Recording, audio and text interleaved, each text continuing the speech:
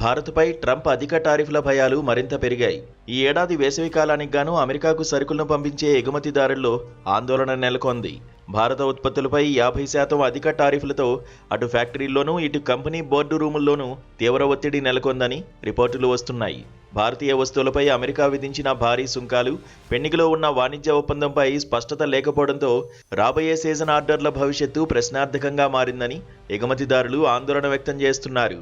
America మార్కెట్ను వదులుకోలేక భారతీయ సరఫరాదారులు తమ లాభాలను పరంగా పెడుతున్నారని జాతీయ మీడియాలో కథనాలొస్తున్నాయి.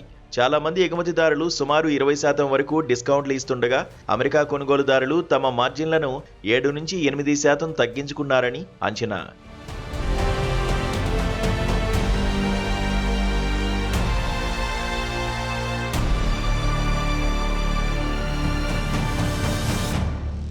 ఇతర దేశాల నుండి వచ్చే వస్తువులపై అమెరికా 15 నుంచి 20% సుంకాలు విధిస్తుంటే భారతీయ ఉత్పత్తులపై ఏకంగా 50% వరకు టారిఫ్లను వేస్తోన్న విషయం తెలిసిందే.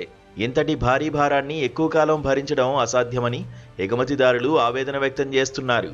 తోలు, దుస్తులు, పాదరక్షల రంగాలకు అమెరికా అతిపెద్ద మార్కెట్గా ఉంది. ఒకవేళ వాణిజ్య ఒప్పందం కుదరకపోతే అమెరికా కొనుగోలుదారులు వియత్నాం లేదా బంగ్లాదేశ్ వంటి ఇతర దేశాల వైపు మొగ్గు చూపే అవకాశం ఉంది. ఇది లక్షలాది మంది ఉపాధిపై ప్రభావం చూపనుందని వాణిజ్యవేత్తలు, ఎగుమతిదారులు ఆందోళన వ్యక్తం చేస్తున్నారు. అమెరికాతో అనిశ్చితి నెలకొన్న నేపథ్యంలో ఎగుమతిదారులు ఇప్పుడు ఐరోపా వైపు చూస్తున్నారు. యూరోపియన్ యూనియన్తో స్వేచ్ఛా వాణిజ్య ఒప్పందం చర్చలు జరుగుతున్నప్పటికీ అది కార్యరూపం దాల్చడానికి, ప్రయోజనాలు అందడానికి మరికొన్ని నెలల సమయం పట్టవచ్చని ఆ వర్గాలు అంచనా వేస్తున్నాయి. భారత్, అమెరికా మధ్య వాణిజ్య చర్చలపై స్పష్టత లేకపోవడం ఈ నిశ్శబ్దం ఎగుమతిదారులను మరింత అయోమయంలోకి నెడుతోంది.